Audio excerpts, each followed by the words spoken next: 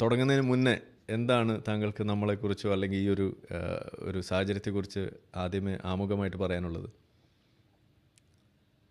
അയ്യോ, എനിക്ക് നിങ്ങളെക്കുറിച്ച് പറയാനാണെങ്കിൽ ഒരുപാടുണ്ട്. കാരണം ശരി. RSSന് പുറത്ത് എനിക്ക് ഏറ്റവും അധികം സുഹൃത്തുക്കളുള്ളത് മുൻ നക്സലൈറ്റുകളിലും നിരീശ്വരവാദികളിലുമാണ്. അതുപോലെ നിരീശ്വരവാദികളിലും ഒരുപാട് പേര് എന്നെ ഇഷ്ടപ്പെടുന്നുണ്ട്. എന്നെ വെറുക്കുന്ന അല്ലെങ്കിൽ ഇയാളൊരു ശല്യമാണല്ലോ എന്നെങ്കിലും വിചാരിക്കുന്ന നിരീശ്വരവാദിയെ ഞാൻ ഇന്നുവരെ കണ്ടിട്ടില്ല. വേറൊരു പ്രത്യേകത ഞാൻ കണ്ടത്, ഞാൻ പരിചയപ്പെട്ട നിരീശ്വരവാദികളൊക്കെ സ്റ്റെർലിംഗ് ക്യാരക്ടർ ഉള്ളവരാണ്. അവരുടെ സാമൂഹികമായ ഇടപെടൽ, പെരുമാറ്റം, സത്യസന്ധത, ക്യാരക്ടർ, ഇന്റഗ്രിറ്റി, ഇതൊക്കെ ഇംപെക്കബിൾ ആണ്. നിരീശ്വരവാദികൾ ഞാൻ പരിചയപ്പെട്ടിട്ടുള്ള എല്ലാവരും 100% നിരീശ്വരവാദികൾ ഇംപെക്കബിൾ ഇന്റഗ്രിറ്റിയും മാന്യതയും പുലർത്തുന്നവരാണ്. അവർ സബ്ജക്റ്റ് പറയുമ്പോൾ വിമർശിക്കും. അത് ചിലർ രൂക്ഷമായിട്ടോ ചിലർ സൗമ്യമായിട്ടോ ഒക്കെ ഭാഷാ വ്യത്യാസം ഇതൊക്കെ ഉണ്ടാവാം. ബട്ട് ഒരു ഹ്യൂമൻ ബീയിങ് എന്നുള്ള നിലയ്ക്ക് ഞാൻ ഇത്രയും കാലത്തെ എൻ്റെ ജീവിതത്തിൽ കണ്ടിട്ടുള്ള some of the finest human beings നിരീശ്വരവാദികളാണ്. ഇതാണ് എൻ്റെ ഫസ്റ്റ് റിമാർക്ക്.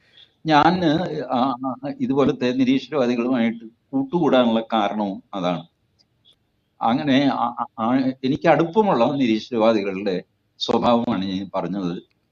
അസാമാന്യമായ സത്യസന്ധത, ഇന്റലക്ച്വൽ ഓണസ്റ്റി, താൻ പറയുന്നത് ശരിയാണെന്ന് ബോധ്യത്തോടു കൂടി സംസാരിക്കുക. കുറഞ്ഞ പക്ഷം പറയുന്ന ആളിനൊരു ബോധ്യം വേണമല്ലോ ഇത് ശരിയാണ്. അല്ല അതിങ്ങനെ ഒരു ടെക്നിക്ക്, ട്രിക്ക് കളിച്ചിട്ട് ഒരാളെ ട്രാപ്പ് ചെയ്ത് അങ്ങനെ ഒരു സ്വഭാവം ഞാൻ കണ്ടിട്ടില്ല. ഓണസ്റ്റ് ആയിട്ട് ചില കാര്യങ്ങൾ അറിഞ്ഞുകൂടാ, അയ്യോ ഞാനത് വായിച്ചിട്ടില്ല, ഞാൻ ആ പുസ്തകം കണ്ടിട്ടില്ല, ഇങ്ങനെ പറയുന്നൊരു സ്വഭാവം. ഈ ഇന്റലക്ച്വൽ ഓണസ്റ്റി ഇപ്പൊ കേരളത്തിൽ പൊതുവെ കുറഞ്ഞു വരികയാണ്. പൊളിറ്റിക്സിൽ പിന്നെ വിടുക, ആ സാധനത്തിന് ഒരു വാല്യൂ ഇല്ല. അവിടെ ഓണസ്റ്റിക്കോ ഇന്റഗ്രിറ്റിക്കോ ഒന്നും ഒരു വിലയില്ല. ഒരു പൊളിറ്റിക്സിലും ഒരു സ്ഥലത്തും വിലയില്ല.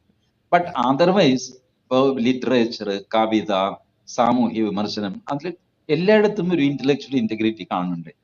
അത് കാണിക്കുന്നവർ നിരീശ്വരവാദികൾ തന്നെയാണ് ഞാൻ വിശ്വസിക്കുന്നത്. അതുകൊണ്ടാണ് എനിക്ക് നിങ്ങളോട് മാനസികമായ ഒരു അടുപ്പം.